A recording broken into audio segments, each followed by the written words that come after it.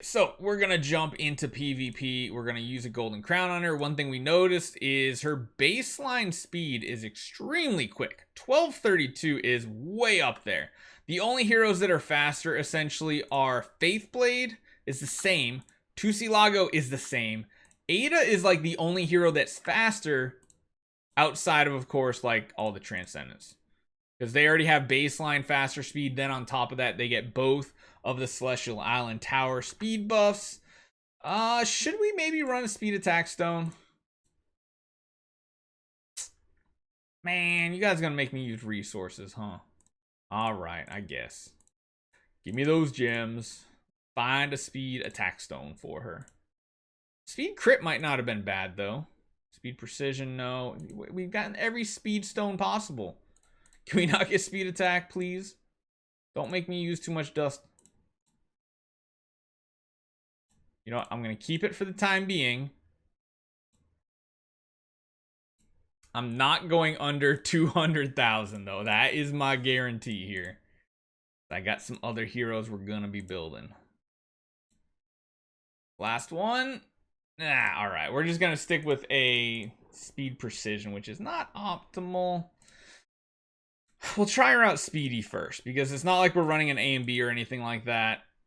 Her attack is going to suffer a little bit, but I really want to see how she can survive in a team. And we're going to throw her right into the deep end against some of the strongest teams out there. Let me take a look at some of these squads to see what they are running here.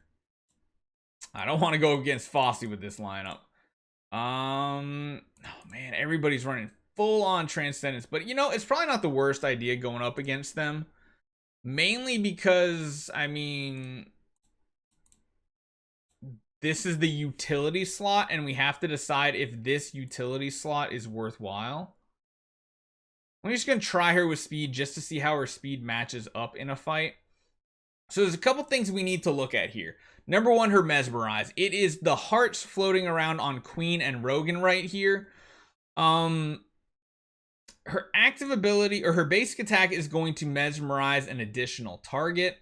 It doesn't look like she's going to be able to outspeed anything, mainly because there's a Rogan here anyway on the enemy team. So I think running her with the Speed Stone is probably not what our goal is here. So she hit there on Rogan with a basic. Her basic is not very impactful at all, which is one very downside nowadays, is a basic that doesn't do anything. So end of round, we have 2 targets, 3 targets mesmerized. We have Sword Flash, we have Queen, and we have Rogan. Let's see if we can speed this up a little bit. She didn't get CC'd, thank God, so we can kind of see what she can do.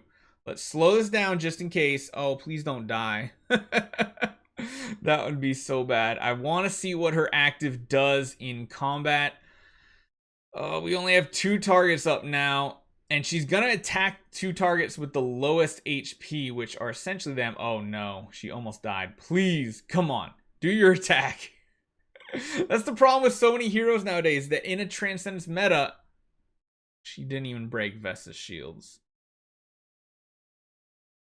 She didn't even break Vesta's. Wait, we somehow won that. But it was not due to this hero down here. The one that I did right there. Yeah, no. Okay. All right. Let's there's not much we can do as far as build variety goes. She needs those stats. I mean, we could punch down on people to try to test this out, but like, let's be honest, most of you guys care about an endgame type composition here. There's double Rogan. That's going to be disastrous. We could go up against this one here. Let's go against Polo and see how it works out. There's really no point running her speed, because she's, without using like an A and B or something like that, she's not going to outspeed the Transcendence heroes. It's just not going to happen. She is fast, but she's not fast enough. Transcendence heroes get a ton of extra stats. This is a tanky Vesta right there with an A and B just eating up that entire SFX basic attack. Which also means her basic attack is probably going into here. Oh my god, these queens are so annoying to watch. Oh god. I mean, her basic just does nothing.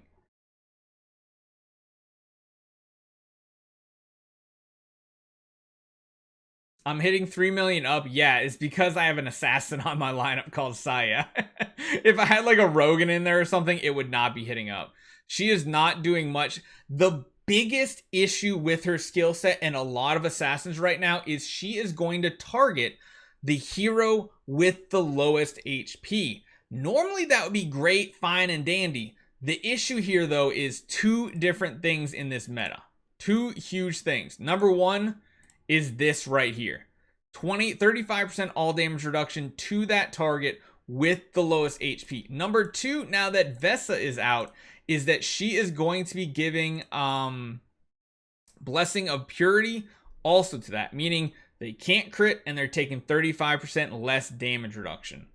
That 100% works against the entire toolkit of Saja. Like literally everything about her. Ugh, so bad. All right, let's see if we can find someone on the friends list that's not as powerful. So let's take out some of our Transcendence heroes. We'll try to run something more along the lines that a normal player might have. And I think we'll be a little closer to Sentiax's power level. We're going to run something along these lines here. Let's see how it works out in a more even matchup, although we're still overpowering. Jeez. We'll just use this Rogan then. Let's see how this one works.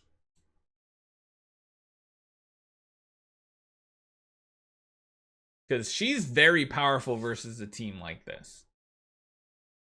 We're actually going in with two Transcendence versus... Because typically you're going to have Queen and you're going to have Sword Flash as your first two heroes. You're going to have two, maybe three V4 heroes in this scenario. She might have a use. It's just...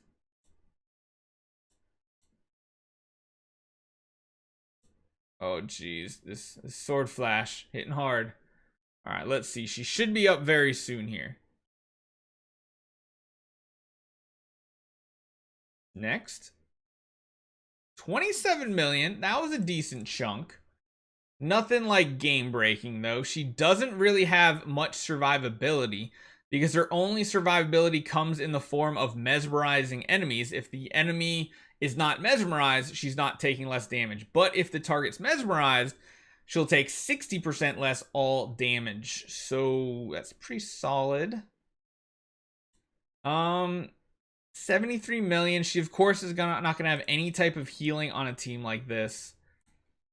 Does she really affect the meta? No.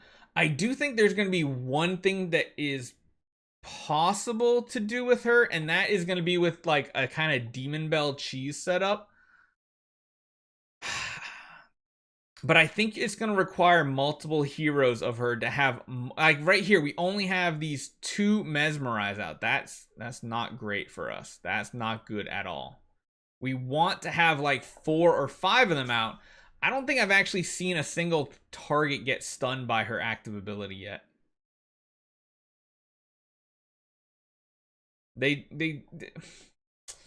It's hard to tell. We're going to have to wait for something like Tower of Dream potentially that we can test this out on. But again, I think 1 is going to be very lackluster. 2 might have a chance. Yeah. We're going to have to do a lot of testing with her this weekend. But the one thing I do think that is going to have a chance is if you have multiple Saja on your team, when the battle starts and at end of each round, she has a 100% chance to inflict mesmerization 4 to 2 random enemies for 1 round. So if you have 2 of them, they could still stack up. Well, it says not stackable, but that doesn't mean they don't target the same target. If you get maybe 4 of them with it, then when she uses her active ability, she'll have a 100% chance to stun them from 2 rounds. Is that reliable? I don't know. It might be useful for Sealand next week. Again, we don't really know. Just do another 2,000 summons for another copy. I don't know. I mean, my first initial thought when I read her skills is not very useful. I do think maybe somehow her stun cheese could do something in either Vortex or Tower of Dream, but I do think it would require multiples. It would require energy feed and a lot of setup for it. So yeah, we'll have to see.